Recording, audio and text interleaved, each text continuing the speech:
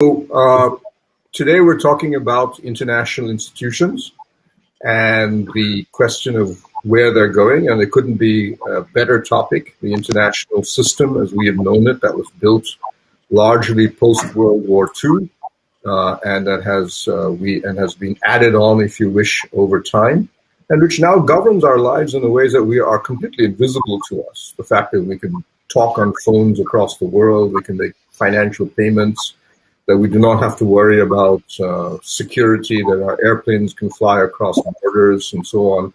All of these are built on a whole network of international agreements, treaties, and in many cases, organizations which lie behind them. A simple thing, as we can see during the pandemic, a simple thing like a vaccine. Vaccines, which are otherwise remarkably uncontroversial, depend on international standards and protocols set and agreed upon within the World Health Organization, then cleared and accepted by domestic regulatory systems across the world. And right now, curiously enough, as the battle over the COVID pandemic continues, the world understanding on vaccines is breaking down. Countries are actually saying, if we will develop our own vaccine, we will prioritize our people before everybody else. Correct. And there's now a massive scramble to try and secure. The European Union tried to set up a global alliance. It fell apart even within the European Union.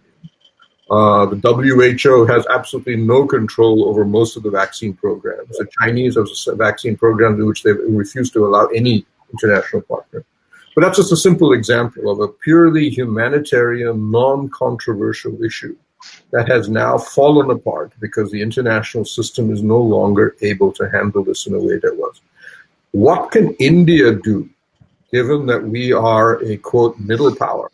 There has been talk, particularly from countries like Germany, that if America and China are either undermining or unwilling to invest in the international system that they in many ways have helped sustain, can the middle powers, India, Germany, Japan, Brazil, Indonesia, so on, are we in a position to play a role? So I have with us today Lieutenant General Sudhir Sharma from Mitkat Strategic Advisory. I have Harjiv Singh, CEO of Gutenberg.com. Rajiv Raghunath, CEO of Wellversed Media. Yogesh Singh, a partner from Trilegal, and Govind Sovale from the Indo Swiss Center, who is talking to us from Zurich to discuss these issues. And I propose that each of us speak for a few minutes in the introductory, give your broad comments about how you see the international situation. And then after that, in the second round, we will then discuss what thematic issues, specific areas that many of you are specialists in, and a discussion of what you can see India doing. So let me begin with Lieutenant General Sharma. First of all, thank you, Pramit, for letting me open the batting.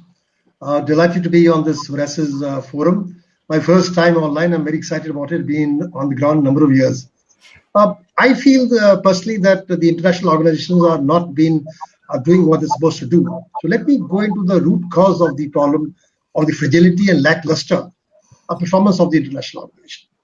It is indeed ironic to me that in the 75th year of the forming of the United Nations, the most potent and the visible face, the United Nations Security Council, has been so silent on this biggest crisis which has faced this since its inception.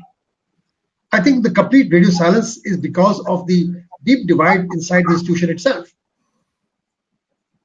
The fact is that international organizations were created post the World War by victor nations, and they do not today represent the ground realities or the geopolitics of the new world order. And therefore, they fail to address the main problems the world is facing today. For too long, I think the balance of power, decision-making, and even sectarial support has rested with Western powers, some dominant powers, and some very rich Nordic countries, Ireland, New Zealand, they've been overrepresented, and therefore the rest of the world, especially like places like India, have failed to get their voice heard properly or the communication, like you said, fully where they should be doing so. There may be some changes, but I think most changes will be very cosmetic in nature. They've papered over some of the differences, trying to do some new changes, but the systemic change is required to look forward to dealing with the new world order and the new century where problems are going to be difficult was actually kept in the base, I think because of the lot of self-interest of this founding people. Why is it that after 25 years, the WTO has not been able to solve any of the world trade problems? Why is there no forum on terrorism or on cybersecurity? Because they feel very weak to it. So I think that, while there was a need for empowering, distributing, and, becoming the international organization, they have failed to do so. In fact, dichotomy is that we are moving in the opposite direction. Thomas Friedman talked about the world which is flat. We are hurtling towards deglobalization, decoupling, and hyper-nationalism is rushing in to fill the void created by the absence of these powers. And there's a lot of adrift leadership taking place, because of which international institutions have become much more weaker. So my first premise is that we need to redesign, reshape, and reimagine international organizations if we are to face the future pandemics, the cyber threats, the global threats, or the climate threats. Else we'll again be flaunting the way the WHO this time has been done, because we did not prepare or be ready to deal with them. That's my opening statement. Okay, can I have, let's go on the basis of the screens. Can I have Rajiv? Would you like to go next, and Harjiv Sure. after that? Sure. Thank you so much, Pramit. A pleasure to be here. Well, talking about the strengthening of the international organizations, I would refer to the former UN Secretary General Kofi Annan when he said that the challenges of the 21st century, if they were to be addressed, it would be addressed to the international organizations. Having said that, I think the role of the international organizations in preserving the international peace and security across the economic, political, and social spectra, that will continue. But what is equally important is that these organizations need to be reorganized and aligned with the real needs of the emerging world. And I think that is a very big missing factor. When we talk about the strengthening of the international organization, that should not be the end goal. The end goal should be actually seeing the beneficial impact on all the member states. So the international organizations function as mechanisms for building the cooperation, also strengthening the case of individual members, which is not the case right now, where it seems like some of the powerful states seem to be benefiting from these international organizations. If you look at the relevancy of the international organizations, well, more than ever, today we can see that these organizations become very relevant because a lot of the issues cannot be contained or cannot be addressed within national boundaries. There's already a reference to the pandemics and how that needs to be tackled at the international level and not country specific. Added to that, I would say that issues like global warming and the need for sustainable development, that's a global issue. We have the governance of global commons, for instance, the use of outer space, the high seas, polar regions. All of these require international and multilateral action rather than individual country-specific things. We would also look at cyber attacks. I was astonished to see this figure saying that the impact of cyber attacks is seen to be the order of $6 trillion by the year 2021, increase from $3 trillion from 2015. So these impacts are across the entire development spectrum and that need real serious tackling. Add to that, of course, the issue of terrorism. Broadly, on the other issues are with regard to trade liberalization, which of course is going to be looked at, promoting entrepreneurship and self-employment, food security, healthcare, education, green technology. So if you look at a whole bunch of issues, they need to be tackled at the multilateral level rather than individual organizations. The last part, of course, is that the Washington consensus was the basis for the international organizations to approach the development agenda. But today we feel that these organizations really need to reorganize themselves to address the true needs of an inclusive world. These are my initial observations. Thank you. Harjiv. Hi, good afternoon, everybody. Pramit, thank you for setting this up. So I think everybody on the panel at least sort of addressed some of the big concerns that we have with multilateral institutions today.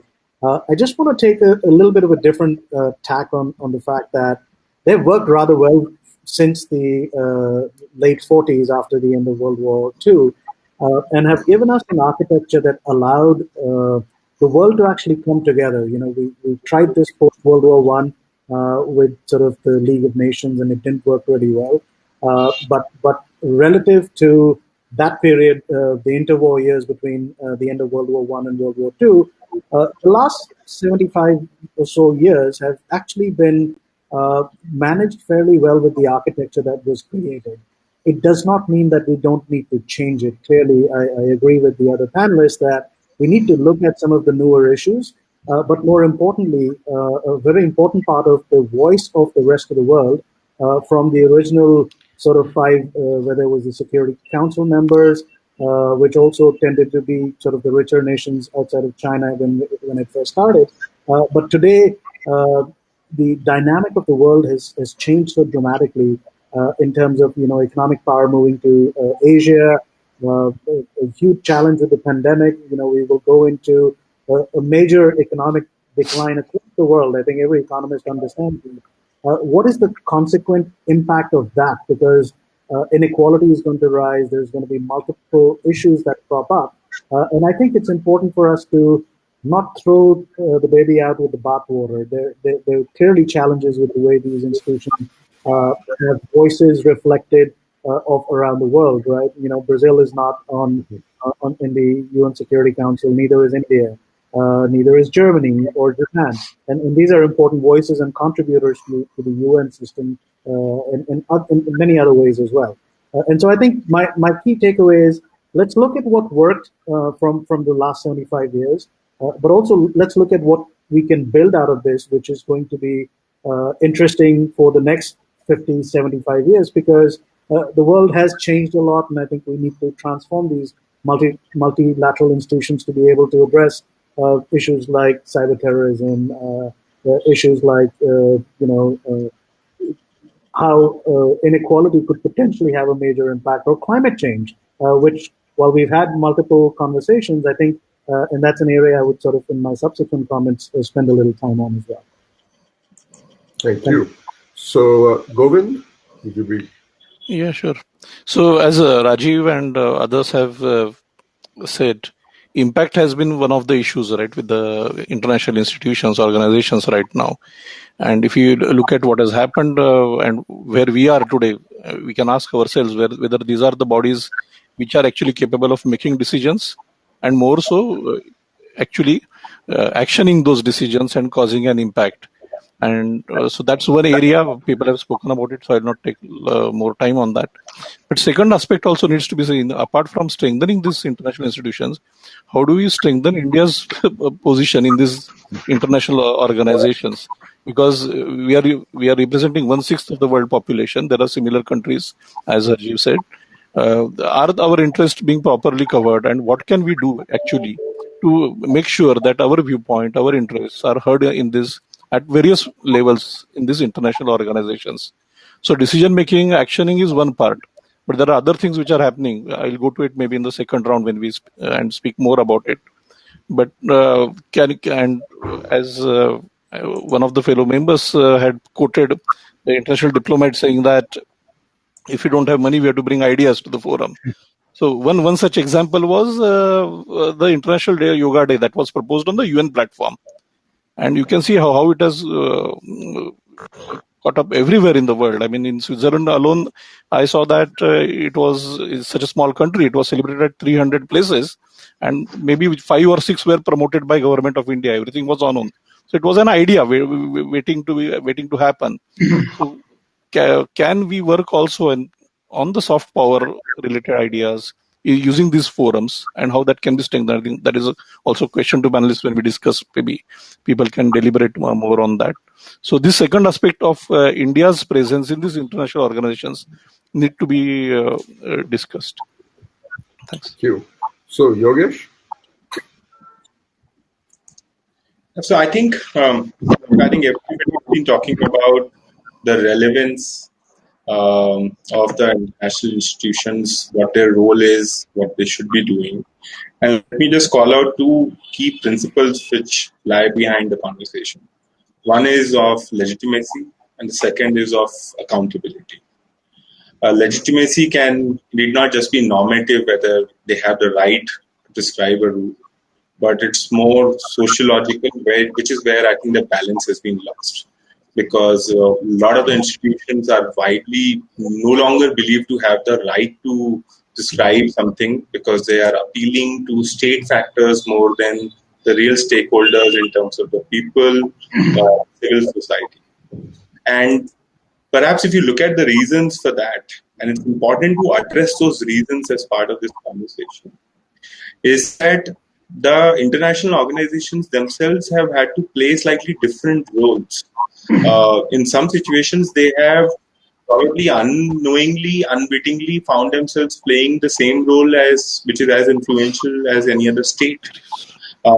They have had to adopt to transformation of the international society. The roles, the activities for which they had been created, formed, those roles are no longer the only expectations of them, and they've had to push the boundaries in terms of what they can or cannot do. They have had real direct influence on private parties. You look at situations like Iraq and other places. So it has had a big unilateral impact of decisions made.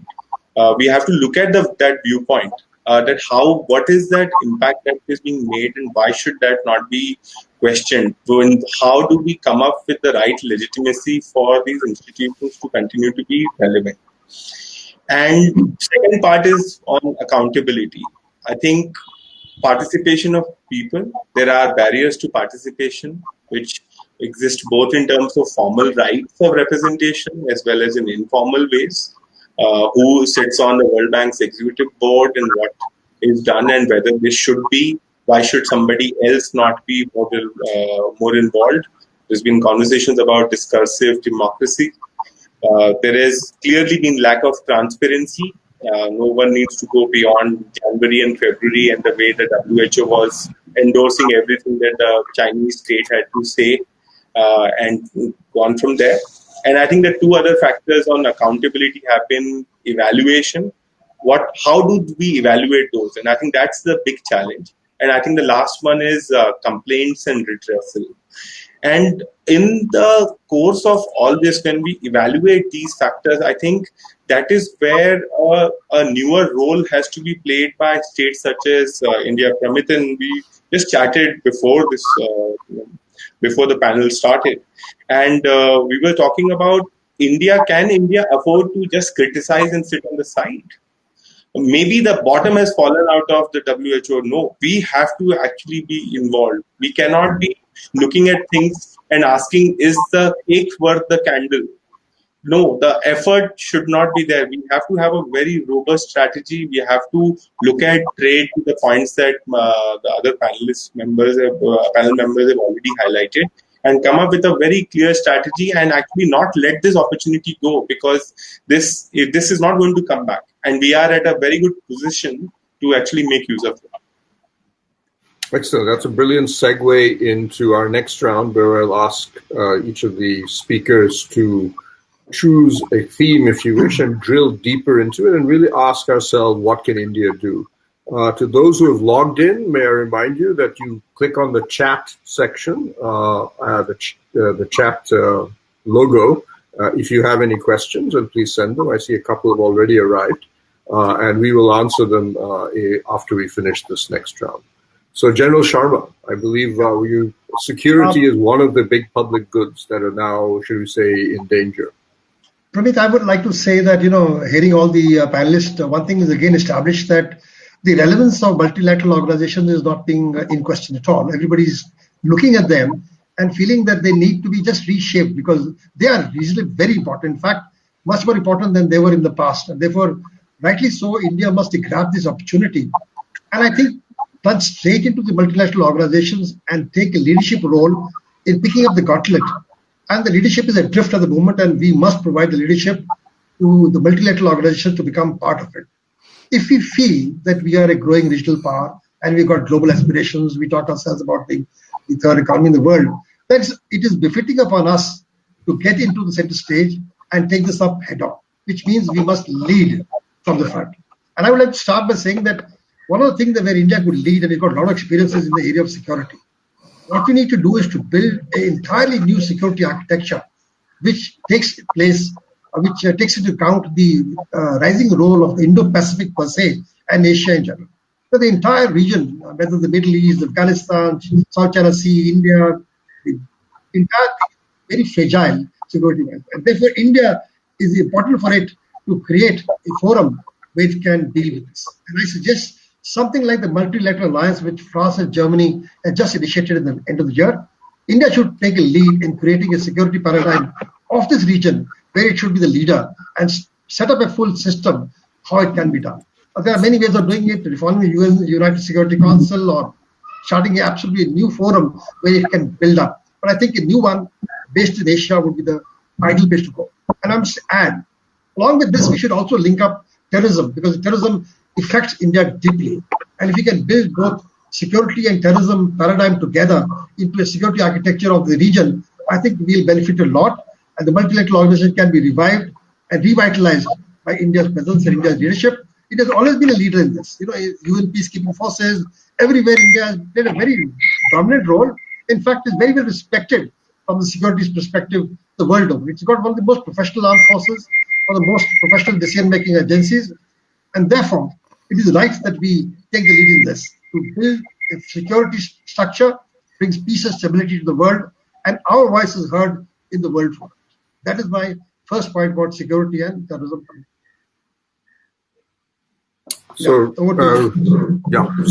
yes, I fully agree, and I think this is one of the things we're going to be addressing. Is until now, on the security side, we have been essentially free riding off the United States.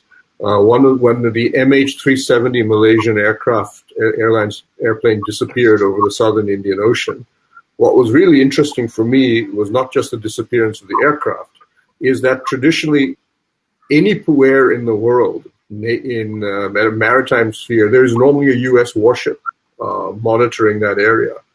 And one of the reasons the MH370, there was no radar track, was that there was no American warship in the entire southern central Indian Ocean. They had all been pulled out. And I remember speaking to the Americans, and they said, we can't do that anymore. We're not going to do it. We've pulled out of the southern Atlantic. We've pulled out of the Indian Ocean. We've pulled out everything. Everything is facing China. So if you want to, India fill that space in the Indian Ocean that we're leaving behind, or somebody else, probably China, will do it for you. So Rajiv, I turn to you. Yes. When a large country like ours with a large population and being one of the large economies, when we back multilateralism, it means a lot for the cause of multilateralism itself, because our voice would be the voice of a lot of other nations which were similarly placed. Now, having said that, and we talk about the strengthening of the international institutions, I would like to focus on two particular areas. One, of course, is education, and the other is healthcare. For I believe that it is in strengthening these two sectors that the real core strengths of a country could actually become stronger. When we talk about the education situation, the stats are very, very alarming. For instance, while about 1 billion children are going to school, the UNICEF itself says that almost 60 to 62% of those children are actually facing learning difficulties owing to a variety of socioeconomic problems. Along with that, of course, there are a lot of children who are caught in conflict situation areas. There are regional, urban-rural disparities. There are gender disparities. So all of these things really need a serious addressing. And these things need to be handled at a multilateral level. Now, what can India do in this area? I believe that we have, in a way, demonstrated that, we can employ ICT technologies for delivering education. And today, in this kind of a COVID situation, we are really seeing how the tools can be utilized for actually furthering education. So that's one area that we need to focus on. I would like to take the example of this Pan-Africa e-network project that was initiated by India along with the 55 AU nations. And that's been that created a network of Indian educational universities and hospitals with counterpart organizations in Africa. And I think that's gone on pretty smoothly. I think these are some of the activities that we need to broad base across the globe and actually help a lot of the disadvantaged countries to also take advantage of what we can offer to them. The second point would be about building a very strong ecosystem for not only learning but for also training. That means that we need to have cross-border partnerships for building training teachers and faculty programs. The third part, of course, is that we need to be promoting public-private partnership in this space, not just within the country, but also cross-border, which means that all of the countries, what are all the different policies that are governing, we need to bring that on a common platform and understand. That will have a very positive cascading effect on the whole education landscape. The last part, of course, would be the academia-industry partnership. Now, again, the academia-industry partnership, we often talk about it within the country to look at how the partnership can grow at a cross-border level. That is as far as education is concerned. On the healthcare, of course, the situation is no better, actually. The global disease burden is quite staggering, and I think this does not often get talked about. I looked at some of the figures of the global burden disease report, and it said that in 2017, if there were 55.9 million deaths, actually, because of the circumstances of the death, we were losing about 1.65 billion years of potential life. Add to that the issues of disability and all that, we are almost lost about a third of the equivalent global population in 2017 alone. And I don't think the situation has changed very much. One of the key problems had been that when it comes to health is the public spending is rather low. There is a need for boosting the public spending on health. Public spending on health is increasing, but only from the advanced countries. It is not increasing at a global level. Now, how do we do that? I think here, the multilateral financial institutions and the conditions that were set upon the borrower countries, I think that needs revisiting. I think such that the borrower countries are also able to spend greater amount of money on public sector, on public health, such that the overall health care system improves. Secondly, of course, the application of technologies is vital. I talked about ICT. ICT application in the healthcare is equally important. The Pan-Africa e-network project also delivered on that count. I think we need to take much more steps in terms of ensuring that telemedicine, diagnostics through mobility solutions, all of these things are taken forward to a wider number of beneficiaries. We need to build a global ecosystem of healthcare companies, and that's something which, Pramit, you said at the outset that currently we are talking about vaccine development happening, but there is really nothing happening at an international level that we can be sure that it benefits the entire world. Already, I think things are beginning to happen in niche spaces, and it's getting restricted. We need to look at that. One last point I would like to make with regard to healthcare is that we need to take these conversations to the mainstream, which means that healthcare seems to be like a topic that gets discussed only among the specialists. It needs to be in the mainstream, which means that information dissemination needs to happen at a B2B level and at a B2C level as well. So these kind of platforms need to come up. And the last part, of course, is that I think we need to have a global ecosystem for biotech, life sciences, and healthcare studies. I think these are my observations. Thank you.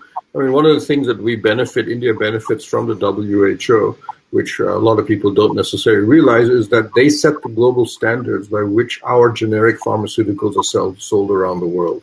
If there were no global standards, each country would set their own, and this would be, of course, amazingly difficult for our generics industries to work. So, Harjiv, turn over to you, because I believe you will be looking at one of probably the most pressing issue of all, which is climate. Yes, thank you. So, I was going to look at it from the lens of what India can do within the climate change arena, because, of course, in addition to the pandemic, the other big overarching challenge the world faces is about climate change. How we navigate that becomes a very important issue for the next 100 years. And the last 5 years since the Paris conference in 2015, there have been strides, but they just haven't translated into action as much as most people would have liked. And I think now with the pandemic, there is going to be a huge disruption in terms of the world's attention as to where they focus their energies on. But having said that, I think if you look at what India has been able to do over the last several years, one in partnership with France, they launched the first international organization that's actually based out of New Delhi in India, which is the International Solar Alliance. It's got 56 members, 67 members, and if you look at some of the recent announcements, even in the last month, India has a very ambitious agenda for leveraging this to not only play a geopolitical role in terms of the impact this could have And you know, the way the ISA defines sort of the focus areas between the Tropic of Cancer and the Tropic of Capricorn. So it's a very sort of Africa, India, sort of Southeast Asia focused agenda in terms of where they look at. But they recently announced, which to me looked like the One Belt, One Road version of India's focus on the One Sun, One World, One Grid, which actually was announced a few weeks ago. And it really is, how do you make energy, which is, you know, one of the largest sectors in the world, have the ability for solar to be able to translate across borders. And it's a pretty aggressive agenda. If you look at some of sort of the communication coming out of there, I think that could be interesting. But I think for it to be really worth the time and effort that India needs to put into it, it needs to be backed by not just action, but also resources. And to Pramit's point, you know, you bring ideas to the table, but oftentimes it's money that talks. And in this case, India has committed about $33 million, and it has also sort of said that it is looking at setting up the World Solar Bank with a capitalization of about $10 billion. And that is something also, again, which was announced, I think, just 10 days ago. And those are announcements which will get lost within the larger news of the pandemic. But I think if we are able to push this out, there is a lot of opportunity. And interestingly, it ties into a very realistic sense of what our strengths and weaknesses are. You know, India is very reliant on importing energy for its needs. And if we are able to substitute that with one of the most important available resources India has, which is a lot of sunshine, I think that can have a lot of long-term positive impact on the economy in India, but also in general in terms of what we carry to the world in terms of our ideas through the ISA. So those are just, I think, some of the elements that could potentially be very positive. You know, India has already built in the last 4 years about 35 gigawatts of solar capacity. That's nearly about 10% of total energy now in India comes from renewables, with solar starting to take a larger share of that. And, you know, by 2030, the expectation is they'll go up to 300 gigawatts of energy out of solar. We should, in parallel to what we are doing with the International Solar Alliance, really focus on developing 2 or 3 areas where I think India could have additional adjacent benefits. One is scientific and technological investments into research and development, because if we don't do that, we will lose out on the longer term benefits of this. And science is very important in this. If you look at the largest manufacturer of solar panels, it's China. It's not India. So we don't have that competitive strength, but we do have the R&D competitive strength, which we should invest in, and then see how we can commercialize those, particularly at low cost sort of levels, right? Because one of India's benefits is we are able to produce things at a lower cost. And if we can use that advantage over time, using our technologies that can come out of our investment in science, I think that could be very powerful. That's what I have to say on this. Yeah, and I'll just say an anecdote on that. When America withdrew or announced its withdrawal from the Paris Accord, there was a movement within the Indian government to join the Americans, not because they supported Trump, but simply because that if you look at the Paris Agreement, all of the promises made by the developed world to the small island nations, to the LDCs, nothing had been fulfilled. Yeah. So there was an argument that given that the West has totally failed to fulfill its side of at least what was supposed to be given to Africans and the Maldives and so on of the world, this was a chance for India to increase its leverage. And Prime Minister Modi actually stepped in, and he takes climate change very seriously. The destruction of the Paris Accord, putting it back together would be almost impossible diplomatically, and that we'll have to stick with what we have and try to repair it from within. So the commitment there is strong, but as you said, you need not just ideas, you need the money. And the ISA, the first major international organization India has created since the non-aligned movement, is a sign of that, and hopefully it will become something stronger. So, Govind, as I turn to you and are talking about trade, we have a question on trade already, so I'm going to throw that into you even before I let you speak. Professor Nilanjan Banik from Bennett University here asks that given Brexit, given the US withdrawal from the TPP, the US-China trade war, the failure of the euro, the COVID bond in the European system, we're starting to see that in the world of trade and finance, the ability of countries, to, even at a plurilateral level, to function together seems to be falling apart. And instead, you're seeing nationalistic, strong, unilateral leadership approaching. Where do you see the trend lines on all of this going after this pandemic is over? What is the future of even a plurilateral trade and investment and finance globally? Over to you, Govind. Sure, thanks. I think the multilateral organizations and treaties are here to stay. Of course, you'll see we are all seeing already a lot of friction. So I don't see a action or any move by any larger country to get out of typical multilateral agreements or organizations. But you will see a more friction to take the control, to mend the rules, bend the rules in their favor. Especially, I think from China, you will see this more and more aggressive posture. That's the general feeling. But as everybody has spoken earlier, I think nothing has changed in terms of relevance of these organizations, right? The fundamentals are still there. And more so, though countries are turning inwards, they are becoming dependent more and more each other. So it's difficult to turn inwards. I mean, we are talking about banning goods from certain countries. It's not possible anymore because people are so tightly integrated. The trade is also tightly integrated. So ultimately, you're going to have a system of rules to make all this work.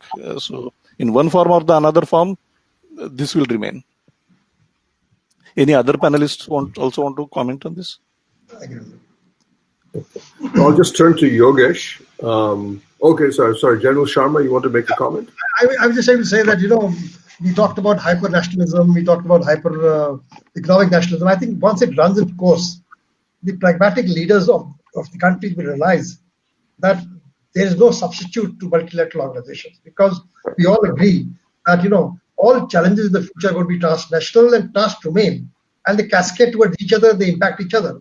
So countries like India, which are so fragile because of the demography, the way they are spread out, they realize that only nationalism and this hyper-nationalism and nation state cannot survive till the whole world is together. So therefore, I think over a period of time, people will go back to multilateral organization, revisit them, and possibly they'll get revitalized. And the wake-up call that we all got, the world and in the country, that this is what is happening, I think will bring the leaders together to rethink and redesign and refashion. And I think we'll start going back, not normal, but a new paradigm will emerge, with multilateral organizations still being the center of it, of what we do.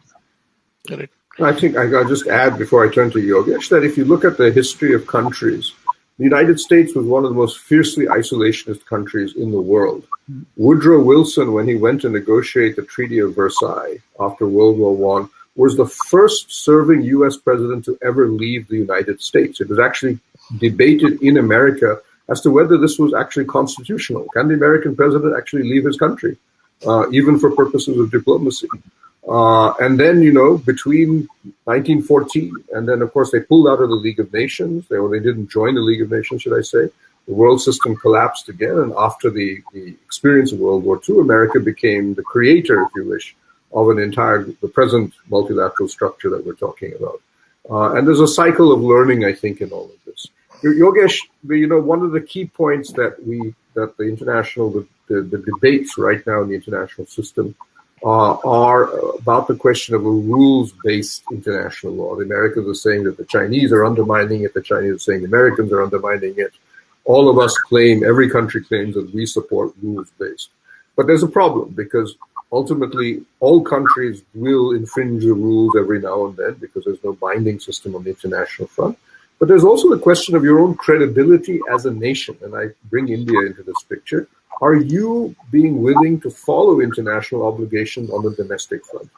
And I know you will talk to some degree on the economic side, but there is one question here also from Mr. Patel, I think, that given what Indian, for example, NGOs and foreign companies have faced in India, how does this stand up to our ability to become a major player in the international system? Over to you, Yogesh.